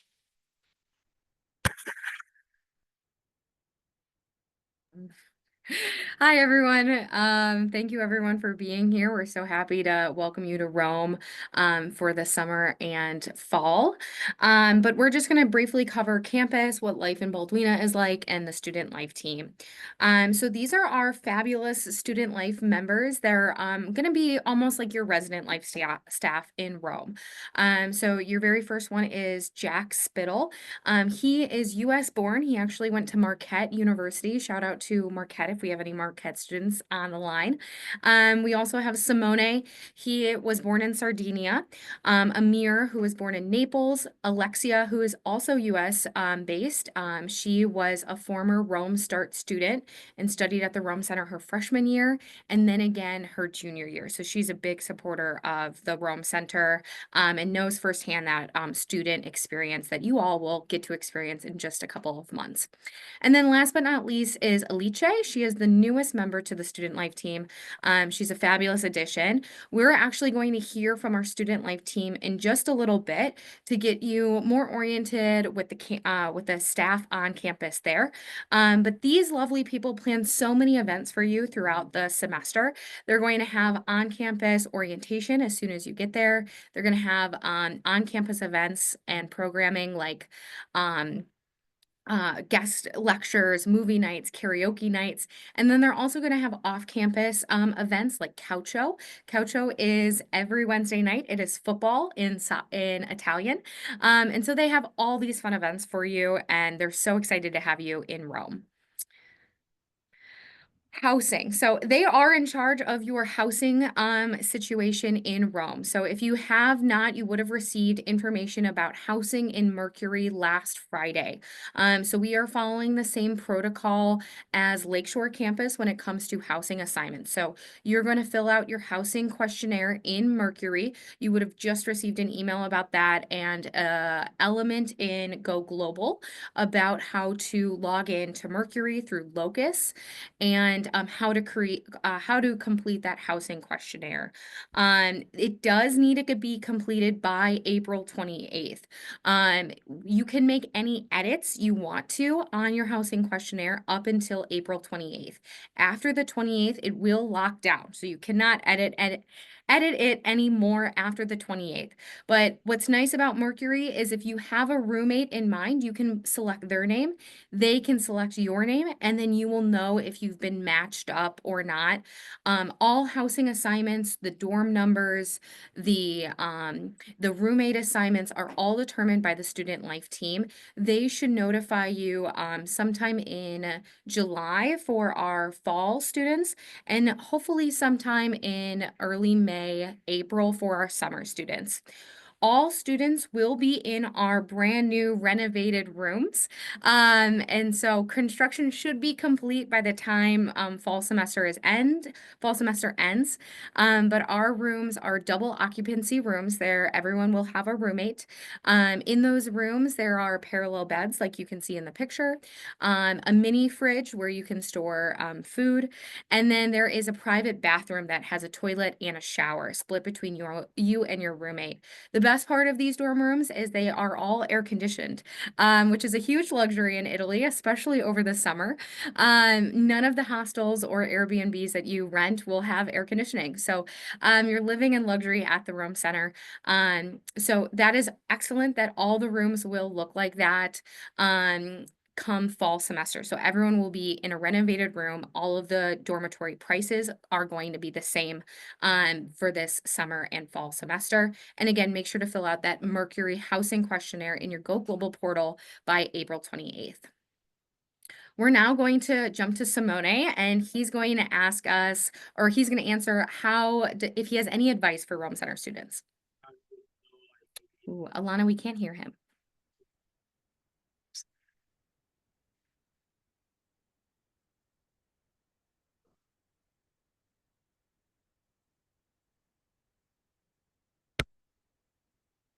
All right, Abby, we're jumping to Alice. Can you hear? We cannot hear Alicia either. Oh, I'm sorry. I have it up as loud as possible. Mhm. We may have to adjust, Abby. Yes, we Let's may try. just power through. This slideshow will be sent out, so I encourage you to listen to what they have to say. They're going to give you advice on words to use in Italian that might be helpful. They're going to give you, Amir is going to talk about what this means in Italian. As we mentioned earlier, Italians talk with their hands. So if there's any guesses on what this means, Amir will tell us later, but definitely put it in the chat if you have any guesses. Always fun to see who would think what this is. And then yeah, so definitely watch those videos when you have the chance. This is a campus map that you'll receive during orientation when you get to campus, but it's just going to show you what is in Balduina. There are pharmacies, cafes, local restaurants, tons of eatery, local businesses is there. We really do like living in Balduina because it's an immersive community full of local Italians. Downtown Rome is full of tourists from everywhere. And so we're lucky to be in the location that we're at. While you're there, you are connected by multiple different transportation sites. So here on this map, you can see that there is 2 bus lines, the 990 and the 913. And then there are also a regional train and a metro at the bottom of the stop. You'll learn more about Balduina, though, of course, when you get there. All right, we've got the Rome resources. Let's see if we're successful on this video. Luckily, this one, I don't think we need sound. Right, we're going to hit the mute on that. Oh, of course, that one works. So this is, I'm Adam, by the way. Hello, everyone. This video is just literally like a drone aerial shot of our campus and some of the surrounding neighborhoods here in Balduina to kind of give you a sense of what you'll be looking at when you're there at the Rome Center. This is kind of our main quad. You can see there's lots of great open green space, places to hang out and sit, very much like our campus here in Chicago. Some interior shots. That's the new building. There's our chapel. We'll have mass and weekly mass and also some speaking events too. This is an awesome section, that like open top veranda on the top floor of the new building. Some of the main lounges in our new building. You can kind of see what some of the residence hall rooms look like. You get a little mini fridge, you get your own personal shower to share with your roommates. That's kind of our old building, our old wing that we've been slowly renovating. The resident hall portion of, you'll have a lot of your classes in that building too, down on those floors and in the basement. And then this wing, this front wing here, has a bunch of cool paintings and renderings in there too. Really put you in the Roman mood. Shower. This is actually one of our old rooms. Have that weird sink in there, which is fun.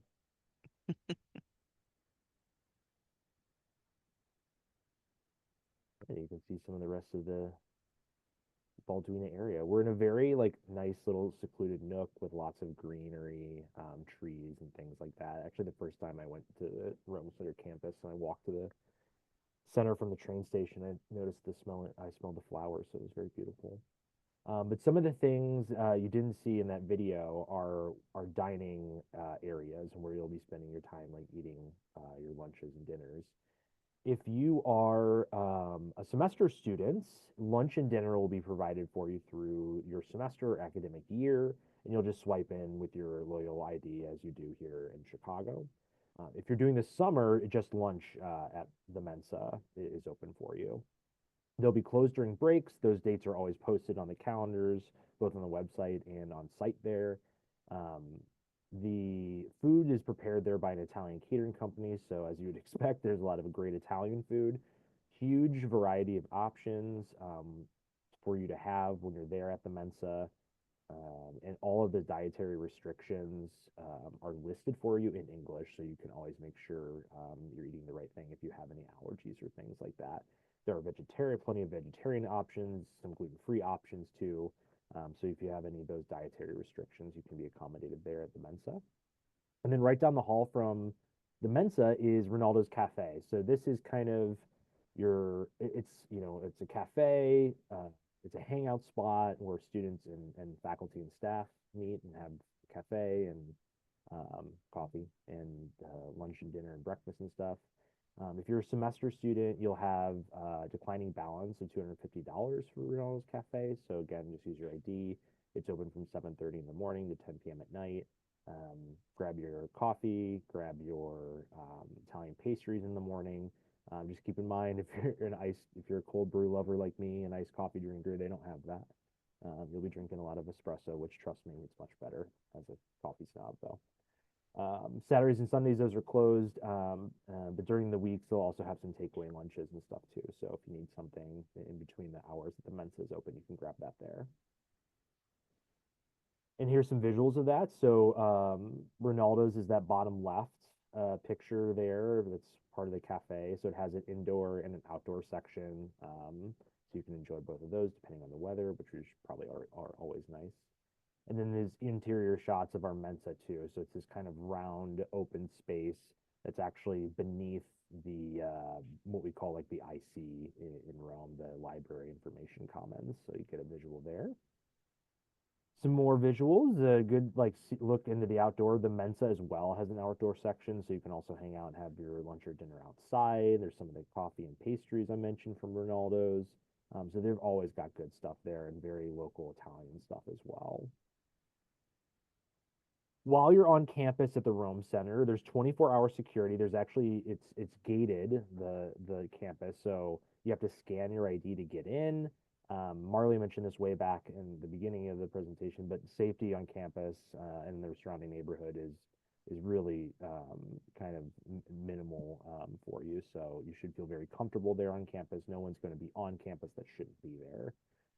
There is laundry services like you're used to on campus. Washer and dry loads cost €2, and then there's a pillow sheet exchange every Tuesday from 1:30 to 3 on the bottom floor there.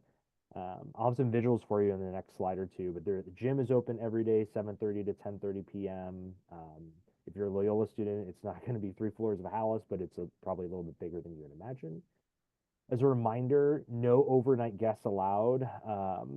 So especially if you have like friends or family coming and visiting you, they have to find their own accommodations overnight, but you're allowed to have people on campus, of course, other Loyola students or Rome Center students there in your room during normal hours. So, and then like I mentioned when we pointed out the chapel, we have weekly masses on Sunday at 8 p.m.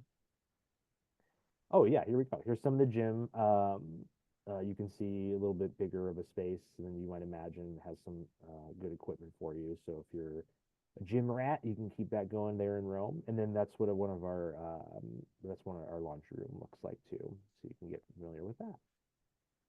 And then I'll keep going right into academics. So some of this will be kind of covered before, but just so everyone's on the same page. Doesn't matter what your major is, you're welcome at the Rome Center. All of you, unless you've already taken it, you will be taking Italian 101 at the Rome Center for semester students. Summer students, you don't have to take Italian, but you can if you want. For semester students, 12 to 15 credit hours, so 4 to 5 classes, typical to your semesters at Loyola, and that's on a Monday through Thursday schedule.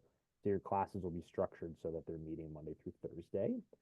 We have over 60 courses offered during the semester and about 11 or 12, I think, this summer offered there.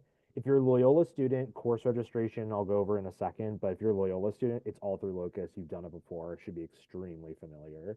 Most of the classes are core focused. We have a ton of tier 1 and tier 2 core classes. We also have a lot of on-site courses. I highly recommend you try to take at least one on-site course, not just for the educational aspect of it, but because you're meeting your professor almost every class session at a location in Rome in the city. So you're going to get to know the city a little bit better than a tourist would, or if you were just taking classes at the campus. Our faculty there are from all over the world. So we have lots of Europeans. We have some American expats who have been living there for a while.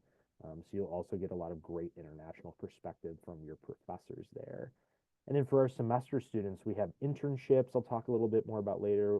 We have a global health program for our nursing students who are in that nursing cohort in the fall.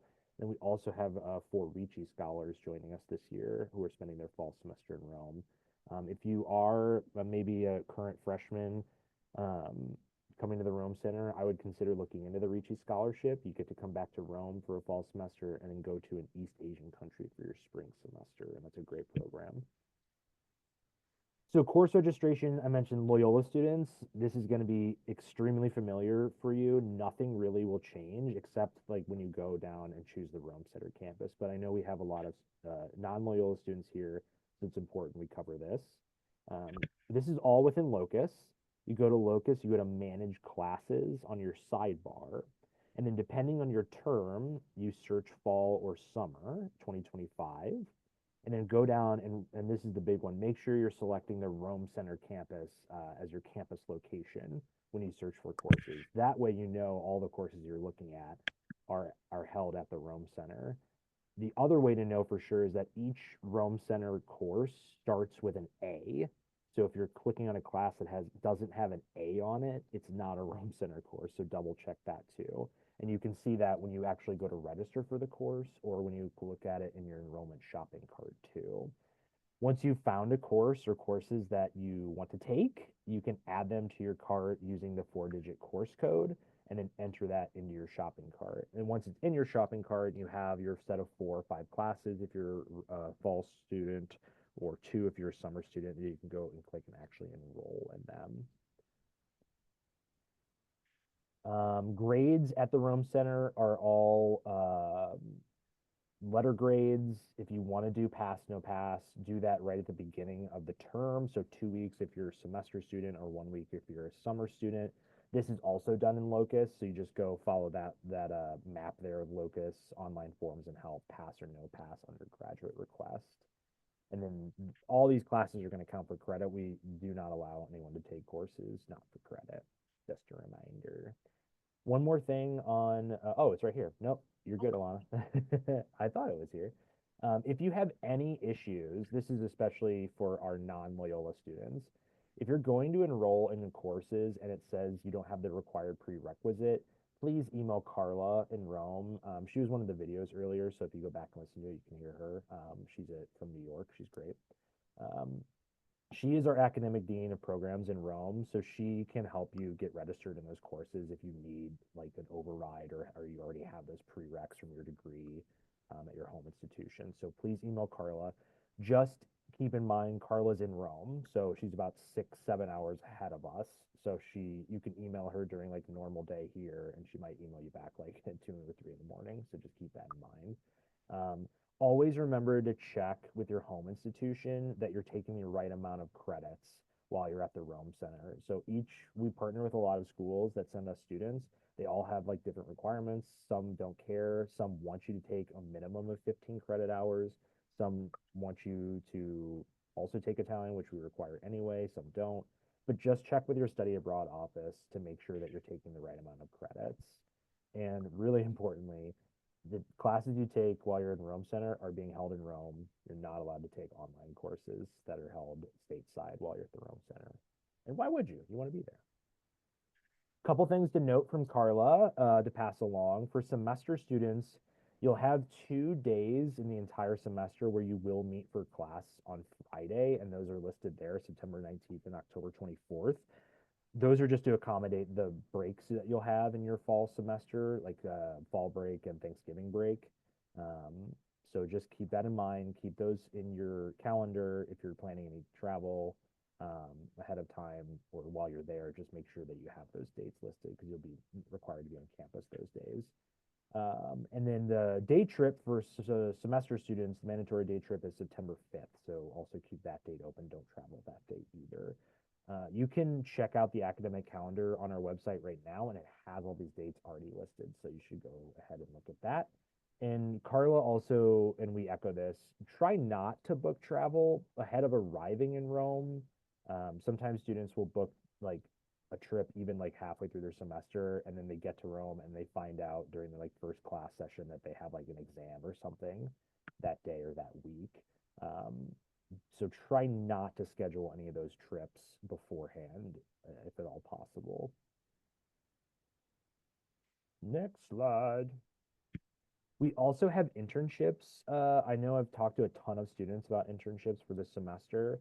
This is a really, really great experience to get while you're abroad and looks really good on your resume, and also just personally is an excellent way to further your education and your cultural understanding. These are for credit, so they'll count as a course towards your like 12 credit, 15 credit minimum, the 3 credit hours.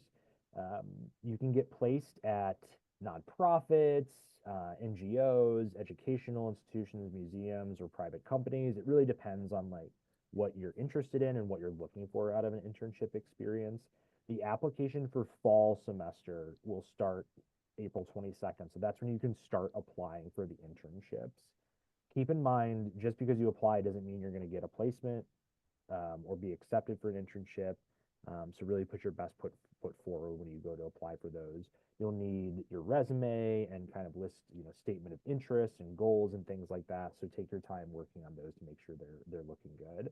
Nadia is our internship coordinator over there, and if you are accepted for an internship course, she's going to work with you to find a placement and get coordinated with the partner so that you're like zooming with them and getting all that squared away before you land in Rome. So you'll know quite a bit ahead of time. And then just some financial stuff for summer and fall. We have all of our like fees broken down here. Reminder, those course fees are for on-site courses. So if you're taking an on-site course, there's usually $100 fee to cover like your entrance to a museum or landmark or anything like that, because most of your courses will be on-site in Rome somewhere like at one of those places, learning on your feet. So you have summer and fall there. These are all going to be listed like itemized on Locus. You can always check these out when your e-bill is generated. For summer students, it's April 15th. For fall students, it's July 15th. And you can see the due dates there as well. So you can check that. And then today is a big day for scholarships. So we have scholarships for the Rome Center, specifically for your time while you're there. So these are available for all our students for fall and summer that are here. Anywhere from $500 to $6,000 in total scholarship awards. And just a reminder, to qualify for one, you have to be admitted, which all of you are, so good job. And then have a GPA of at least 2.75, good academic and disciplinary standing, and have a FAFSA on file with Loyola. So if you're a Loyola student, you should have that covered. If you're a visiting student, check with your study abroad office that you can receive a scholarship from Loyola. And if you can, just add us on your FAFSA and you'll be good to go there. The deadline for those is today. So if you haven't already, please send in your scholarship application now. The application link is on our website. It is here as well when we send you the slides. So do that as soon as you can if you haven't already. I know we've got a ton of them to send over to financial aid, which is great. So all of those scholarships are from Loyola alumni, donors, and we have a pretty big pot to give out to students. So don't hesitate to do that. We also have the Gilman program. This is a scholarship for students of limited financial means to study abroad. I believe it's somewhere to like $5,000, $8,000 for students. Our office is full of people that are Gilman readers for Gilman scholarships. So if you are doing the essays required for the Gilman Award, don't hesitate to come in and chat with one of us. Stop by our office to get some help or some tips on how to really construct a good application for the Gilman Scholarship. And Andy Weber is our fellowship coordinator too, so he can help you out with that. Awesome. Thank you, Adam. Got it. So, Abby and I are going to talk about preparing for study abroad. So documents, I always tell students make copies of your documents or keep copies on your phone, put it up to the cloud.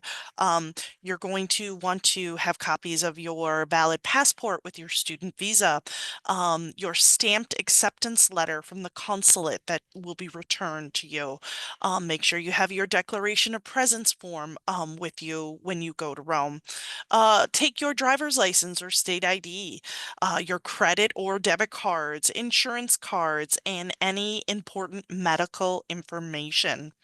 Talking about carry-on and personal items, what to pack in your carry-on and your personal item bag. First, I always say pack anything you are not willing to lose. So that's important. So in those carry-ons or personal item bags, you should again have your wallet or IDs, passport, license, consulate letter, declaration of presence form.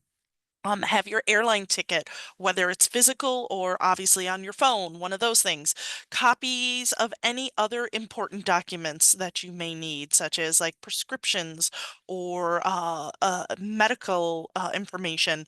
Also, take a look. You're going to want to have your cell phone, your charging cord, earbuds or headphones, an extra set of change of clothes, I think is always important too just in case something gets delayed or lost, you have a little something to change into. And then, of course, any airline regulation size toiletries that you may need. Maybe after that long flight, you just want to brush your teeth. And so, make sure that it's regulation size as well. Let's take a look at airport tips. So for arrivals and departures, make sure you check the TSA website for any prohibited items. Some students like to have locks on their luggage. If so, make sure they are TSA locks. Um, Also, make sure to check in online. These are things that some of you may know, but some of you, again, it might be your first time traveling. So we just kind of want to list these out for you. Arrive 2 to 3 hours early for international flights. Don't leave your luggage unattended. Wear easily removable shoes and comfortable clothing. Bring a reusable water bottle. Fill it after security, after you've gone through security, because you'll have to have it emptied before that. Once you get through, just refill it. Don't wear a belt. Wear layers because sometimes the planes can be either too warm or too cold. So having those layers, you can put them on or take them off. Have your boarding pass and passport readily available when you're going through those lines.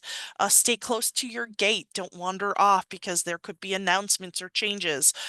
Also, maybe have the app for whatever airline you're using on your phone so you'll get notifications for that as well.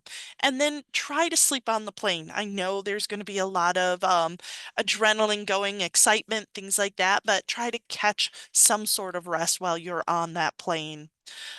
In regards to money, we want to make sure that you know the conversion rate, that there are numerous apps that you can use for that conversion rate and exchange rates, and just be aware that it can fluctuate. So what you might be looking at today could be slightly different tomorrow. So, with that in mind, make sure that you contact your bank and credit card companies. Let them know of your travel plans. Some debit or credit cards are not accepted everywhere, so do your research. Most of Europe uses the tap system with cards, so that's wonderful and easy, very similar to what we do here. But just be aware that some extra fees may be associated with using cards. So, again, do your research, know what that is. Also, be aware that in Europe, such things as water on a table at a restaurant may cost you money. It's not free like it is in the US. To use a public restroom, you may have to provide some coins to get in there. So just being prepared for those type of things is helpful. Um, a lot of the grocery stores and restaurants and shops in the larger cities will accept the credit card, but cash may be necessary for some of those smaller restaurants or local shops. So be aware of that. I always tell students to take money out in the local currency before you depart. Maybe take $100 or $200 before you depart the US, and you can go to your bank and request that, and they typically can do that conversion and provide you with those funds. Also be aware there is an ATM machine on site at the Rome Center, so that will provide you euros money for you if you use that. And then I always say common sense. Don't carry all of your cards or cash in a wallet at one time. Maybe if you're going out that evening and you know you're going to a local restaurant, maybe use the cash versus the card and leave the card at your dorm or vice versa. So just being aware of that. And then I'll pass it over to Abby to talk about communication. Great. So we all are going to be on our phones, I'm sure, when we are in Rome. So there's different phone plans that you can look into and to see what works best for you. In my experience, the most expensive option is going to be asking your mobile carrier. So for example, Verizon, US Cellular, asking them for an international plan. That's going to be the most expensive option. Another option that you could use is purchasing a SIM card. So a SIM card, you can get a physical SIM card from a shop in Italy. There's one that is right near campus, and they'll tell you about that. And so the physical SIM card, you will buy a monthly plan and add money to that account, the more gigabytes you need. The physical SIM card will go inside your phone, so don't lose your US SIM because you'll then lose your US number. But your cloud, anything in the cloud will remain the same. So all of your contacts will be the same. All of your pictures will be the same. All of any apps that require a username like Snapchat, Instagram, all of that is going to look the same. The only difference is your phone number is going to be different. So when you text someone on Message, like the iMessage app, your phone number is going to start with +39 instead of +1. But your contact will be the same. So if you ended up texting Adam, then he will receive the message and wonder who you are, but you'll know that you're texting Adam. And so you can 100% get a SIM card. That is an easy method. Another, in my mind, more easy method is an eSIM. So you can get an electronic SIM, so not a physical SIM card, an electronic SIM card from different outside apps like Nomad. I personally use Nomad. Or you can get it directly from your carrier. So like Verizon, for example, has eSIMs, and you'll get a monthly plan and add gigabytes to it. If you end up getting an eSIM, please get an eSIM that has a phone number attached to it. There are some eSIMs that only allow purchasing of data versus purchasing of a phone number. So if you do end up needing to call 112, the 911 equivalent in Europe, you won't be able to do that if you have an eSIM that just has data. So make sure that you are getting one that has a phone number attached to it. Keeping communication, obviously, with your loved ones while you're there. When I studied abroad, I called my parents every Monday morning for me, my time, Sunday for them. That was an easy way to do weekly updates without having to be in constant communication. The more you communicate with people and loved ones back home, the harder it is to adjust, surprisingly, to the culture there in Italy, because you're disconnected. So the best way to adapt actually is by immersing yourself there, and being present and in the moment. But yes, those are some options for communication. Packing, so more information on packing. Make sure you're packing the basics. For our summer students, it's going to be hot, much different than Chicago summers. However, the Italians dress for the season. They don't dress for the weather. So in Chicago, we're very comfortable in our jean shorts, our crop tops, our tank tops. But that's not the norm in Italy at all. They are in a much more cute or fashionable fit. They're going to have their skirts on, their like linen pants.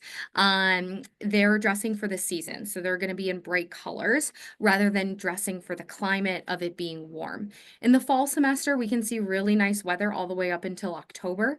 But again, they're dressing then for fall. That looks very different than dressing for something that's 80 degrees here in Chicago. So keep that in mind while you're trying to pack and look for outfits, that you want a good mix. And again, Italians are dressing for the season rather than the weather. Make sure you're bringing comfortable shoes. I always recommend 4 pairs of shoes, a nice pair of sandals, a flip-flop, a nicer tennis shoe like a Converse or an Air Force, and then an actual tennis shoe or gym shoe that you can like run and work out in. Make sure you're paying attention to weight limits. It should be no more than 50 pounds. And for your check bag, and then your carry-on doesn't have a weight limit. And then your outlets. So you are in Italy. So even though it's an American style campus, the converter and adapter that you will need will have to be for European standards. So make sure you're looking up an EU converter or adapter. I have one that's a universal adapter. And so it works in every continent I've been to, and I've not had any issues. So you will need that before you go to Rome. Make sure that it also attaches for 3 prongs. So a lot of our laptop chargers have 3 prongs. If you have a converter or adapter that only is 2, you're not going to be able to charge your laptop, especially if your laptop, it only has a 3-prong charging cord. So make sure you're looking into a converter and adapters. The Rome Center will provide sheets, pillowcases, a pillow. They also have a sheet exchange like we learned earlier every other Tuesday. So you don't have to wash your own sheets. However, I will recommend bringing a beach towel. So they give you 1 towel. If you end up going to the beach in the summer or the fall semester, which I know you will because that's part of your orientation day trip, I recommend bringing a beach towel as well. And then you can use this at the hostels and Airbnbs that you go to. There are computers in the library or the IC, so you don't have to bring your laptop if you don't want to.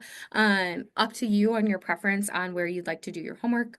And then you can buy class supplies like notebooks, pens, papers, all that at a local store that's just down the hill, not even a 10-minute walk.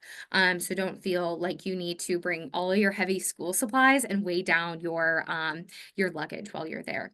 As for shipping of books, you either can buy them here and bring them with you, but I don't recommend shipping anything from the US to Italy. It is going to get stopped by customs, which is a whole headache. So it's better either to bring it with you in your luggage or buy it while you are there. And so you can go on Amazon, amazon.it for the Italian version, get your books from that. It's not going to then go through customs. It's going to be much quicker shipping process. So that's just a little bit about what other things you need to bring. Upcoming events. So for our fall semester students, we are gonna have 4 other visa workshops. So please, please, please come if you do not have your visa appointment set up, or if you are having any kind of questions about the visa process, please come during those hours on Tuesdays and Thursdays. If you're a visiting student and you have questions about visas and you want to Zoom in, you absolutely could Zoom in as well. You can either use my Zoom link or Alana's Zoom link. And then for the Rome Center Social, that'll be for all of our fall and summer people on April 11th. We're going to send out an RSVP link for that later on. But there will be pizza there. It's another way to mingle and meet friends who are going abroad. So please come to that if you're available. Next step. So we've almost made it through the pre-departure, but what that means is please complete the rest of your Go Global stuff in your post-decision element in Teradata. That all needs to be completed before you leave. Otherwise, we will be calling you, or we will be calling mom and dad to tell you to then do it. But it has to be done. Otherwise, we will be sending you a bunch of emails. Visit your doctors, get any prescriptions that you might need. As Marley mentioned earlier, try to get the full duration of prescriptions if you can, if insurance will cover that. Make copies of any important documents, save them to the cloud. I always have my passport saved to the cloud. It's really helpful in circumstances where you might even forget your ID. And then lastly, make sure you're following the Rome Center on Instagram. They have great updates and will show you what campus life is like before you even get there, which is going to make you feel super prepared before you even arrive.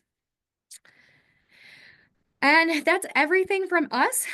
So thank you so much again for joining us.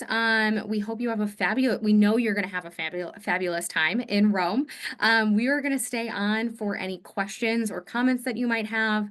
But otherwise, thank you again so much for attending. And Alana, if you wanted to jump in.